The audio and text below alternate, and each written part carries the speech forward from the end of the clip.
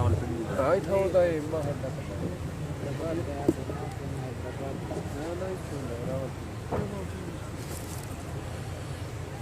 لله وكفى وسلام على عباده الذين اصطفى أما بعد فأعوذ بالله من الشيطان الرجيم بسم الله الرحمن الرحيم وعباد الرحمن الذين يمشون على الأرض هونا وإذا خاطبهم الجاهلون قالوا سلاما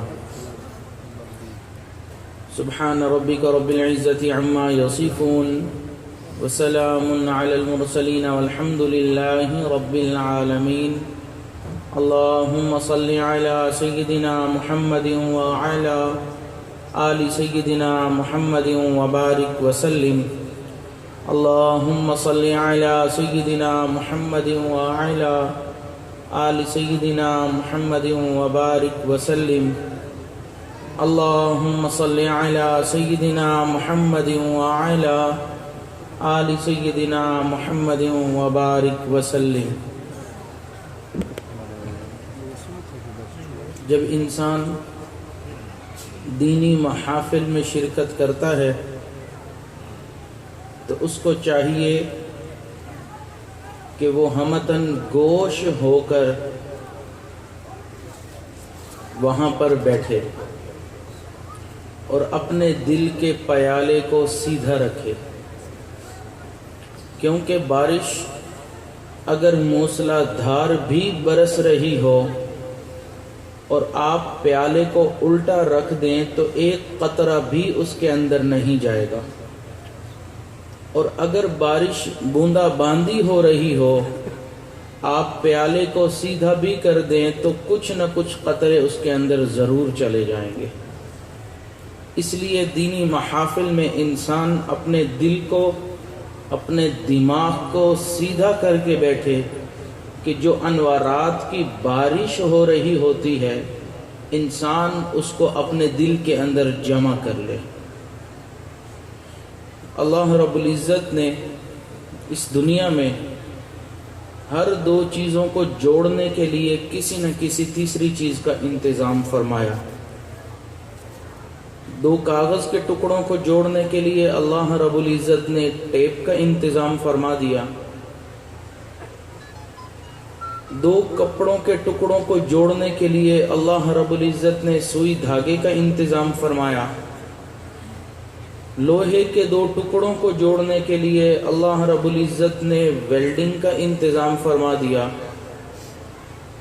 پلاسٹک کے دو ٹکڑوں کو جوڑنے کے لیے ایلفی کا انتظام فرما دیا. اسی طرح دو دلوں کو جوڑنے کے لیے اللہ رب العزت نے اعلیٰ اخلاق کو رائج فرما دیا.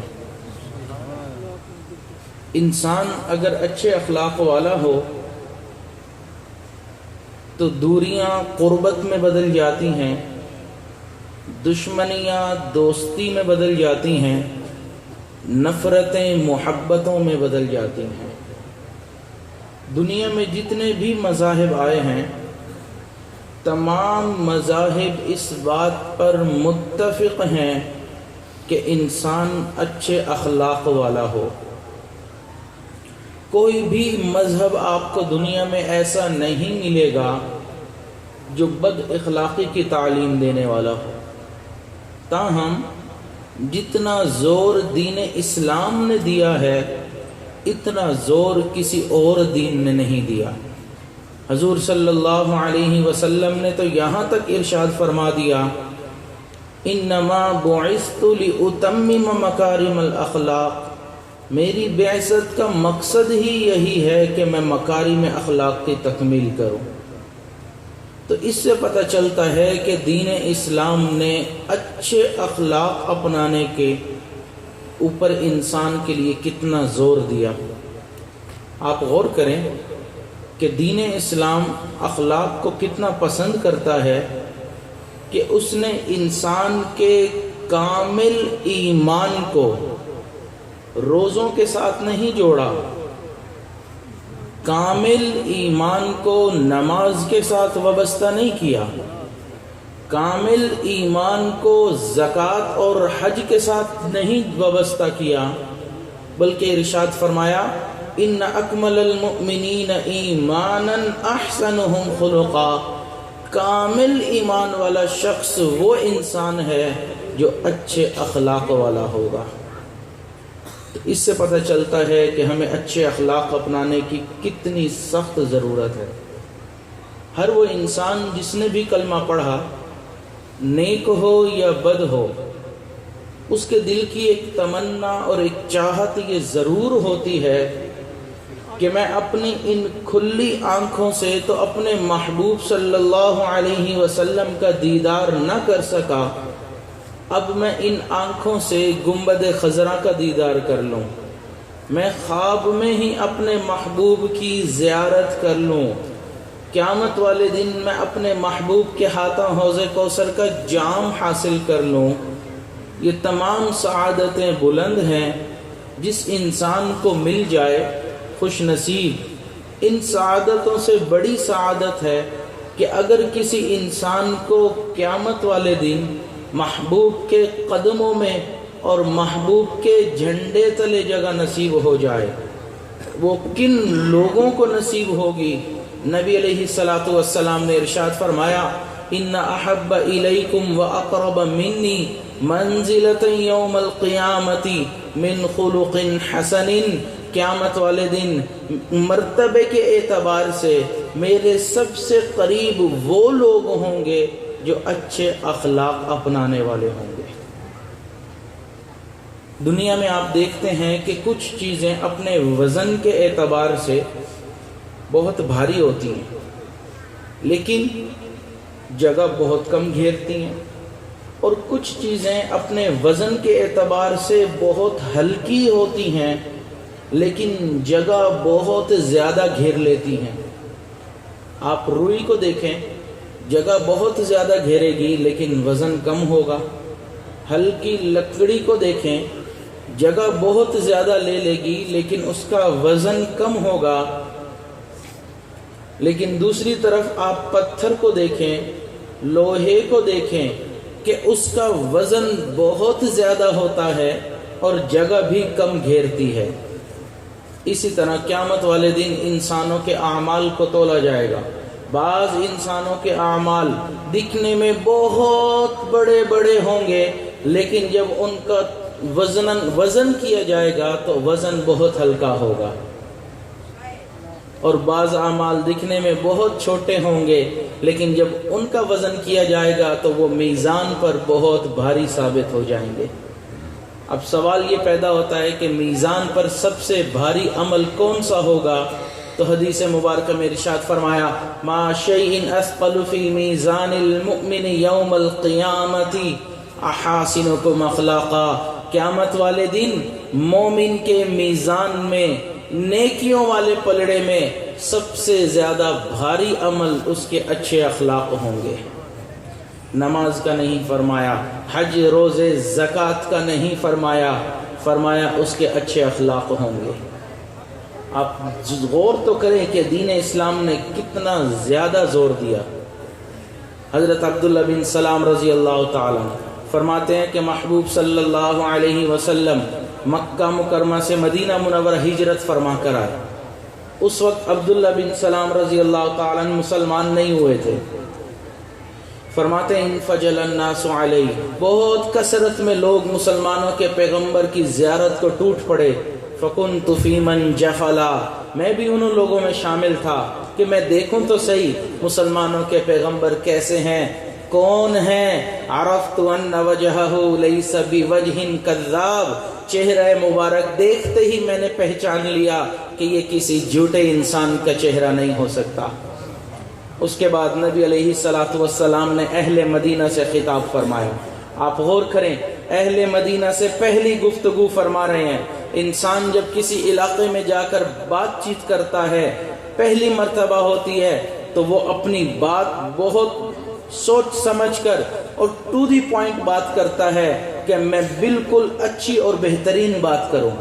اب نبی علیہ الصلوۃ والسلام نے جو اہل مدینہ سے پہلا خطاب فرمایا ارشاد فرمایا افشوا السلام، تم سلام کو عام کرو، یہ سلامتی کا پیغام ہے۔ السلام علیکم، ایک دوسرے کو یہ کہا کرو، یہ سلامتی کا پیغام ہے۔ وَأَطْعِمُوا الطَّعَامَ، فقراء مساکین کو کھانا کھلایا کرو۔ اور تیسری بات ارشاد فرمائی وَصِلُوا الْأَرْحَامَ، رشتے ناتوں کو جوڑا کرو، رشتے ناتوں کو توڑنے والے مت بنو۔ وَصِلُوا الْأَرْحَامَ، رشتے ناتوں کو جوڑو۔ وَصَلُّوا وَالنَّاسُ نِيَامٌ، راتوں کو اٹھ کر نمازیں پڑھو جب لوگ سو رہے ہوں۔ تدخلوا الجنت بسلام، تم سلامتی کے ساتھ جنت میں داخل ہو جاؤ گے۔ محبوب نے 4 باتیں ارشاد فرمائی، افشوا السلام، سلام کو عام کرو، فقراء مساکین کو کھانا کھلاؤ، رشتے ناتوں کو جوڑو، راتوں کو اٹھ کر عبادت کرو۔ ان 4 باتوں میں سے 3 کا تعلق انسان کے اخلاق کے ساتھ ہے اور 1 کا تعلق انسان کی عبادت کے ساتھ ہے۔ آپ غور تو کریں کہ دین اسلام نے کتنا زیادہ زور دیا کہ انسان اچھے اخلاق والا بن جائے۔ جہاں دین اسلام کے اندر عبادات کا شعبہ ہے، اعتقادات کا شعبہ ہے، جہاں دین اسلام کے اندر طہارت کا شعبہ ہے، وہیں دین اسلام کے اندر اخلاقیات کا بھی شعبہ ہے کہ ہم اچھے اخلاق والے بن جائیں۔ ایک صحابی تشریف لائے، آ کے عرض کرنے لگے یا رسول اللہ صلی اللہ علیہ وسلم مد دین، اے اللہ کے حبیب دین کیا ہے؟ مجھے پورے دین کا خلاصہ بتا دیجئے، پورے دین کے نچوڑ بتا دیجئے۔ نبی علیہ الصلوۃ والسلام نے فرمایا حسن الخلقی، اچھے اخلاق اپنا لو، پورے دین کا نچوڑ یہی ہے۔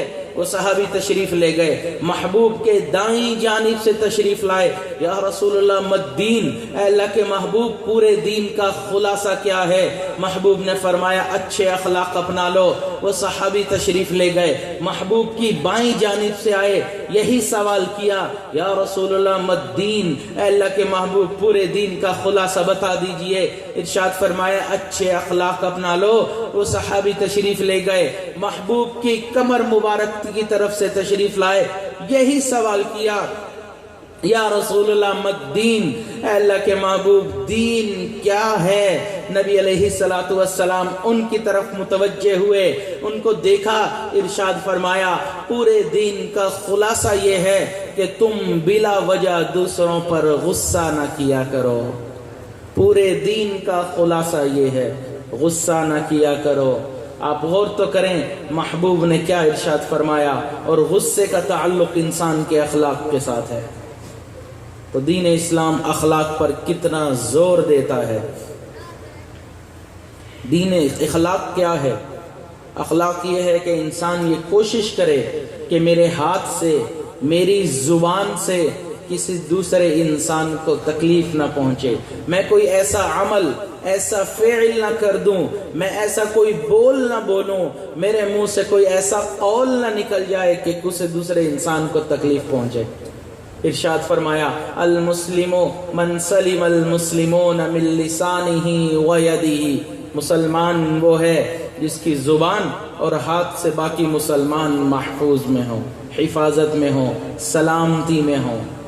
عام شارحین نے المسلموں کے شروع میں الف لام میم کے بارے میں فرمایا، یہ الف لام عہدی ہے، اس سے مراد المسلم الکامل، کامل مسلمان وہ ہے۔ لیکن محدث عصر علامہ انور شاہ کشمیری رحمت اللہ علیہ فرماتے ہیں مجھے ان شارحین کی، ان محدثین کی بات سے اتفاق نہیں ہے۔ اگر المسلموں سے مراد المسلم الکامل لے لیں گے تو محبوب کی بات کا جو زور ہے، پختگی ہے، وہ ٹوٹ جائے گی۔ المسلموں سے مراد یہ ہے مسلمان صرف وہ ہے جس کی زبان اور ہاتھ سے باقی مسلمان سلامتی میں ہوں۔ اب یہ مسلمان کی ڈیفینیشن بتائی گئی، مسلمان کی تعریف کی گئی۔ مسلمان کیا ہوتا ہے؟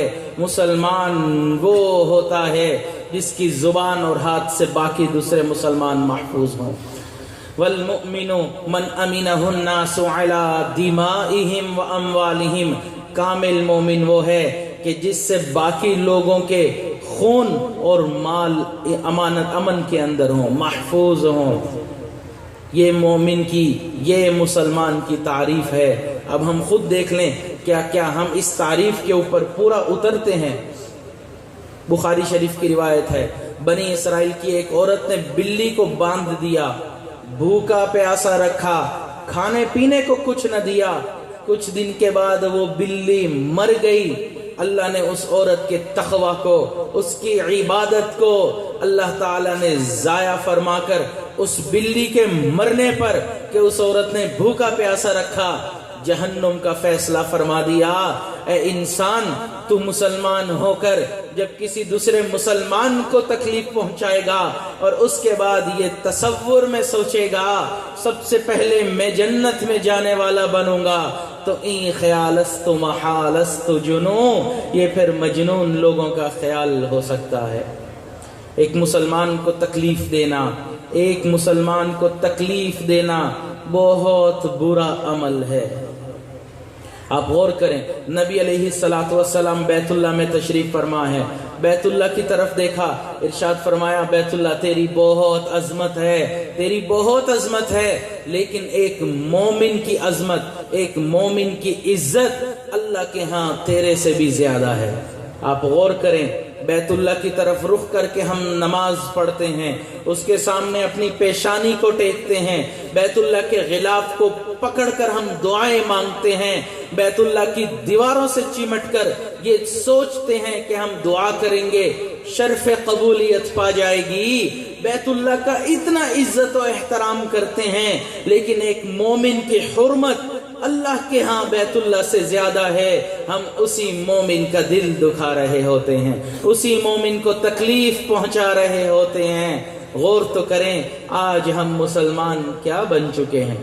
محبوب صلی اللہ علیہ وسلم نے ارشاد فرمایا، تخلقوا باخلاق اللہ، تم اپنے آپ کو اچھے اخلاق سے مزین کر لو، اچھے اخلاق اپنا لو۔ ایک دوسری حدیث مبارکہ میں ارشاد فرمایا، جو اللہ کے اخلاق ہیں تم وہ اپنا لو، حسنوا اخلاقکم، اچھے اخلاق اپنا لو، تخلقوا باخلاق اللہ، اللہ جیسے اخلاق اپنا لو۔ انسان ویسے بھی دنیا میں اللہ کا خلیفہ ہے، اور خلیفہ کون ہوتا ہے؟ جو مخلوف عنہ کے کام کرے۔ تو اس لیے خلیفہ ہونے کے ناطے ہم وہ اخلاق اپنا لیں جو اللہ کے اخلاق ہیں۔ اللہ کے اخلاق میں سے ایک خلق ہے کہ اللہ تعالیٰ رحمان ہیں، اللہ رحیم ہیں، اس لیے ہمیں چاہیے کہ ہم بھی رحمت والی صفت کو پیدا کر لیں۔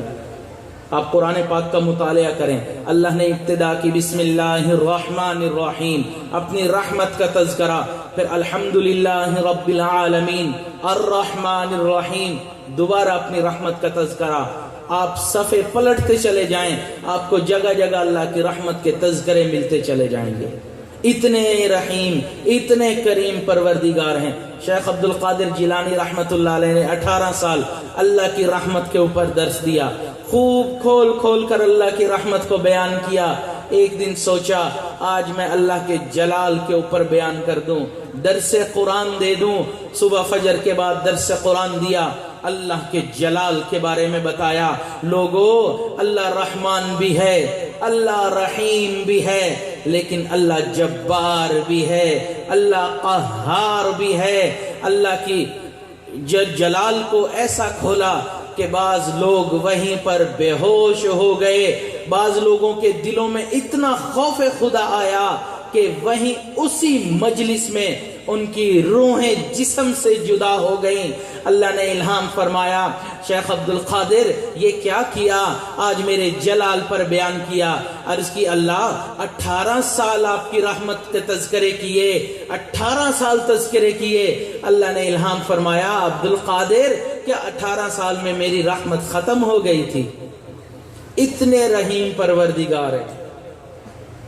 آپ دیکھیں، انسانوں میں سب سے زیادہ رحم کرنے والے انسان نبی آخر الزمان حضرت محمد مصطفیٰ احمد مجتبیٰ صلی اللہ علیہ وسلم کی ذات ہے۔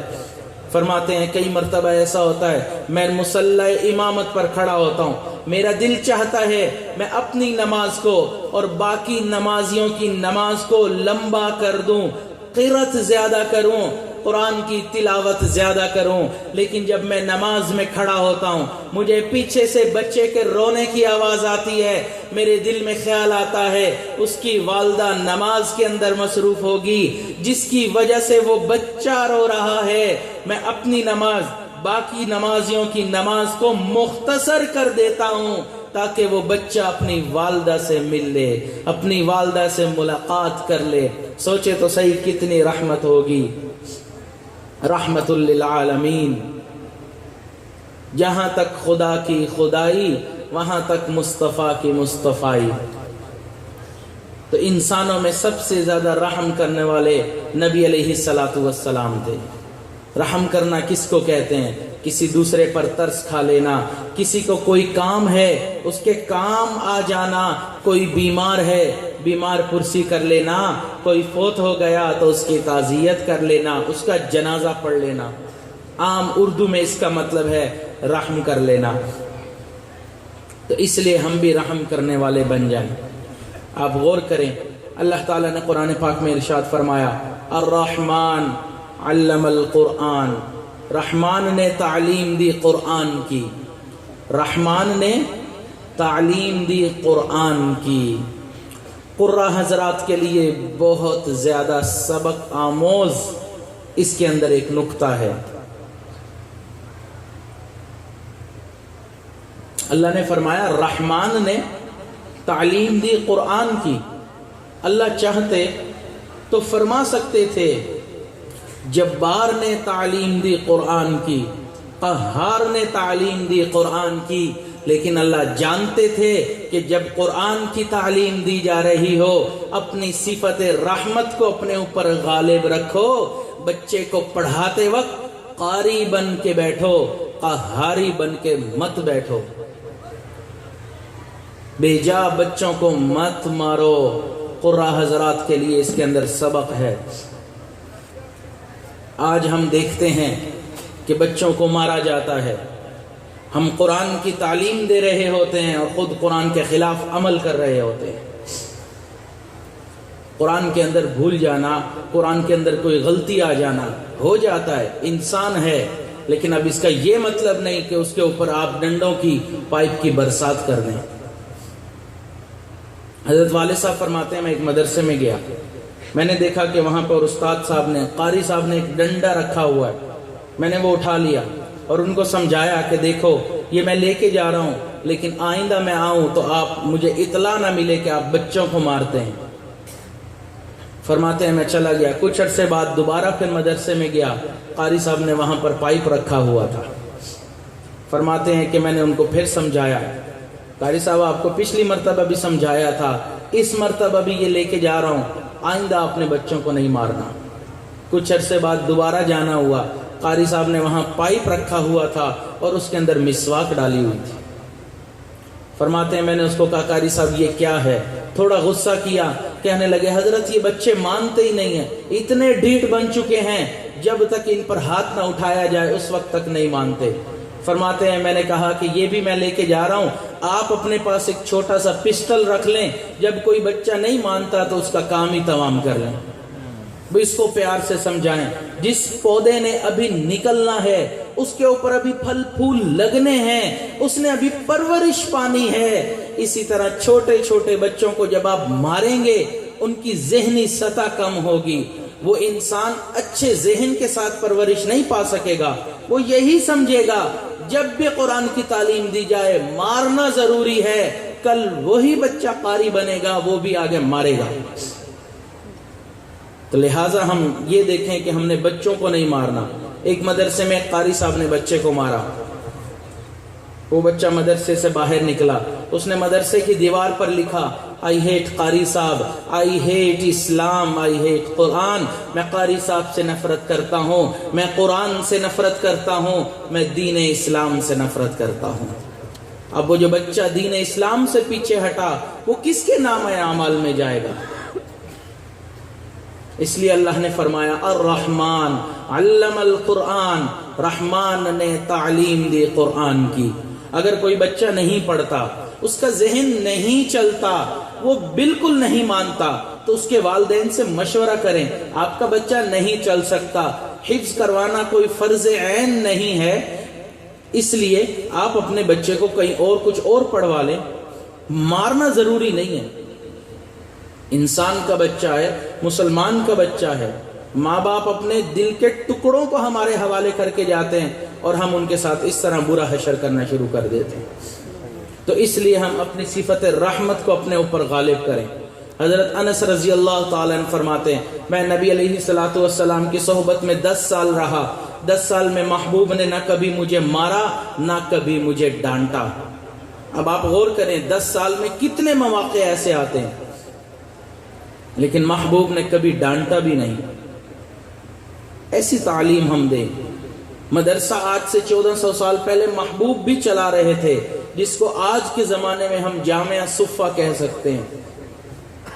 ہمارے ان مدارس میں 1 سال کے بعد کوئی بچہ حافظ قرآن بنتا ہے، 10 15 20 25، اور ہم بڑے فلیکس لگواتے ہیں، بینرز لگواتے ہیں، اعلانات کرتے ہیں۔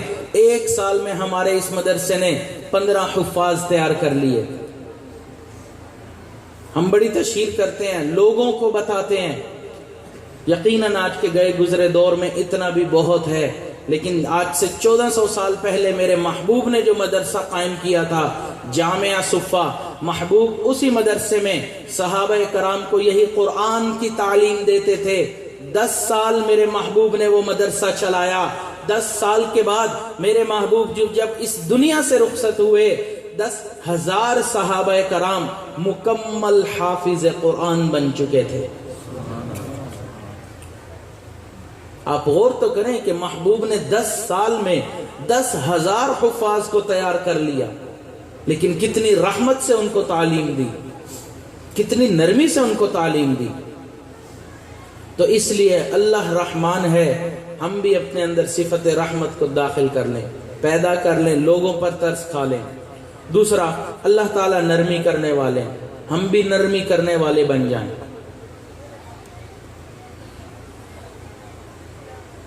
نبی علیہ الصلوۃ والسلام نے ارشاد فرمایا نرمی ایک ایسی صفت ہے جس معاملے میں داخل ہوتی ہے اس کو خوبصورت بنا دیتی ہے۔ جہاں سے نرمی نکل جاتی ہے وہاں سے خوبصورتی بھی نکل جاتی ہے۔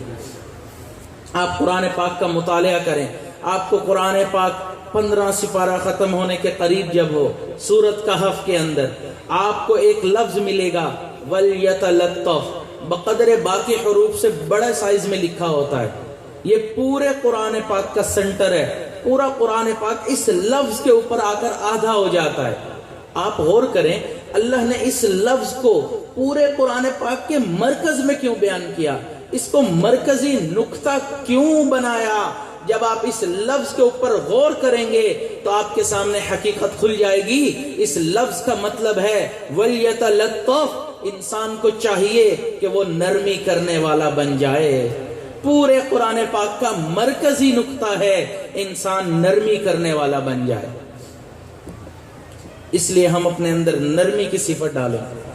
اور تیسرا، اللہ تعالی لوگوں کے عیبوں کے اوپر پردے ڈالنے والے ہیں۔ اللہ ستار ہیں، لوگوں کے عیبوں کو، گناہوں کو اپنی آنکھوں سے ہوتے ہوئے دیکھتے ہیں، لیکن پھر اللہ تعالیٰ ان کو دوسرے لوگوں کے سامنے ذلیل و خوار نہیں کرتے۔ اللہ ان کی عزت رکھتے ہیں، ان کے اوپر پردے ڈالتے ہیں۔ اس لیے ہم بھی لوگوں کے ساتھ یہی معاملہ کریں کہ لوگوں کی غلطیوں کا پتہ چل جائے، ہم اس کی تشہیر نہ کریں، جنگل کی آگ کی طرح اس کو نہ پھیلائیں۔ اگر سمجھانا ہے اکیلے میں اس کو سمجھا دیں۔ نبی علیہ الصلوۃ والسلام نے فرمایا المؤمن مرآۃ المؤمن، مومن کا آئینہ ہوتا ہے، آئینہ، شیشہ جس میں ہم اپنے چہرے کو دیکھتے ہیں۔ کیوں فرمایا کہ مومن کا آئینہ ہوتا ہے؟ اس لیے کہ جب آپ آئینے کے سامنے آ کر کھڑے ہوتے ہیں، آئینے کے اندر اپنے چہرے کو، اپنے جسم کو دیکھتے ہیں، وہ ایک ایک عیب، ایک ایک نشان اور داغ آپ کو کھول کھول کر بیان کر دیتا ہے کہ جسم کے فلاں حصے پر نشان، فلاں چہرے کے حصے پر داغ ہے۔ انسان کے سامنے جھوٹ نہیں بولتا، واضح الفاظ میں سب کچھ بیان کر دیتا ہے، لیکن جب وہ آدمی شیشے کے سامنے سے ہٹتا ہے، کوئی دوسرا آدمی اس شیشے کے سامنے آ جائے، وہ آئینہ پہلے والے کے عیبوں کو اس کو نہیں بتاتا کہ آپ سے پہلے فلاں انسان کے اندر یہ داغ تھے۔ اس لیے فرمایا مومن مومن کا آئینہ ہے کہ اگر تمہارے سامنے کسی مومن بھائی کا عیب آ جائے، تم اصلاح چاہتے ہو، اکیلے میں اس کی عزت نفس رکھتے ہوئے اس کو سمجھا دو، لوگوں کے درمیان اس کی تشہیر مت کیا کرو۔ لیکن آج ہمارا سب سے بہترین مشغلہ ہی یہی ہے، ہمیں پتہ چل جائے کہ فلاں بندے کے اندر کیا عیب ہے، ہمیں پتہ چل جائے، اس کے بعد تشہیر کرنا ہمارا کام ہے۔ اللہ تعالیٰ نے قرآن پاک میں ارشاد فرمایا وَيْلٌ لِكُلِّ هُمَزَةٍ لُمَزَةٍ، ویل ہے عیب جو کے لیے اور عیب گو کے لیے۔ عیب جو کون ہوتا ہے؟ جو دوسروں کے عیبوں کی ٹو میں لگا رہے، دوسروں کے عیبوں کو دیکھنے میں لگا رہے، جاسوسی کرتا پھرے کہ مجھے پتہ چل جائے کہ اس بندے کے اندر کیا عیب ہے، اس کو عیب جو بولتے ہیں۔ عیب گو ایسا انسان جب اس کو کسی کے عیب کے بارے میں پتہ چل جائے، وہ پھر باقی لوگوں کے اندر اس کی تشہیر کر دے۔ ارشاد فرمایا ویل ہے۔ یہ ویل کیا ہے؟ حدیث مبارکہ میں اس کی تفصیل کو کھولا، فرمایا جہنم کے اندر ایک وادی ہے، اس وادی کا نام ویل ہے، اس کے اندر اتنا سخت اور شدید عذاب ہے کہ جہنم کے باقی حصے اس حصے سے اللہ کی پناہ مانگتے ہیں، اتنا شدید عذاب ہے۔ کیسا عذاب؟ حدیث مبارکہ میں کھولا کہ اس حصے کے اندر آگ کے بنے ہوئے ستون ہوں گے، پلر ہوں گے، جو انسان دنیا میں دوسروں کے عیبوں کی ٹو میں لگا ہوگا، دوسروں کے عیبوں کو دوسرے لوگوں تک پہنچائے گا، اس انسان کو ان آگ کے ستونوں کے ساتھ باندھ دیا جائے گا۔ پھر وہاں پر آگ کے انگارے اٹھیں گے، نار اللہ الموقدہ التی تطلع علی الافئدہ، وہ انگارے سیدھا اس کے سینے پر جا کر لگیں گے۔ یہ دنیا میں لوگوں کے دلوں کو دکھایا کرتا تھا، آج اس کو یہاں پر ہم یہ عذاب دیں گے۔ یاد رکھیں، بیماریوں میں سب سے بری بیماری دل کی بیماری ہوتی ہے، اور دل کی بیماری میں سب سے بری بیماری دل آزاری ہوا کرتی ہے۔ ہم دوسرے لوگوں کا دل دکھا دیتے ہیں، خاوند اپنی بیوی کا دل دکھاتا ہے، بیوی خاوند کا دل دکھا دیتی ہے، بچے اپنے والدین کا دل دکھاتے ہیں، کئی مرتبہ استاد اپنے شاگردوں کا دل دکھا کر سمجھتا ہے میں استاد ہوں، میرا حق بنتا ہے، شاگرد اپنے استاد کا دل دکھا دیتے ہیں۔ آج اس دنیا میں اگر وہ شاگرد خاموش رہا، وہ بیوی خاموش رہ گئی، کل قیامت والے دن وہ معاف نہیں کرے گی، اپنا حق لے کر رہے گی۔ اللہ اس نے دنیا میں مجھے تکلیفیں پہنچائیں، دنیا میں مجھے میرا دل دکھایا، آج مجھے اس سے میرا حق لے کر دے دیجئے۔ ہم سمجھتے ہیں کہ بس بیوی ہے، ہمارے ماتحت ہے، ہم اس سے اوپر ہیں، اس کے اوپر ہاتھ اٹھا لو، اس کے اوپر ڈنڈا اٹھا لو، اس کو جتنا مار لو، ہمارا حق بنتا ہے، ہم خامن ہیں۔ یاد رکھیں ہن لباس لکم وانتم لباس لہن، اگر خامن اپنی بیوی کے لیے لباس ہے تو بیوی کو بھی لباس فرمایا گیا، یہ نہیں کہا کہ وہ تمہارے ماتحت ہے تو جو مرضی کرتے پھرو۔ اس لیے ہم اپنے ہاتھوں کو کنٹرول میں رکھیں، ہم اپنے آپ کو کنٹرول میں رکھیں۔ غصے میں آئیں تو بس اس کے بعد ہم یہ نہ کریں کہ ہم اس کے بعد غصہ ہی نکالنا شروع کر دیں۔ تو اللہ تعالیٰ کے اخلاق میں سے ہے کہ اللہ تعالیٰ عیبوں کے پردہ پوشی، عیبوں کے پردہ پوش ہیں، پردہ فرماتے ہیں۔ چوتھا خلق، اللہ تعالیٰ حلیم ہیں، حلم والے ہیں، برداشت کرتے ہیں۔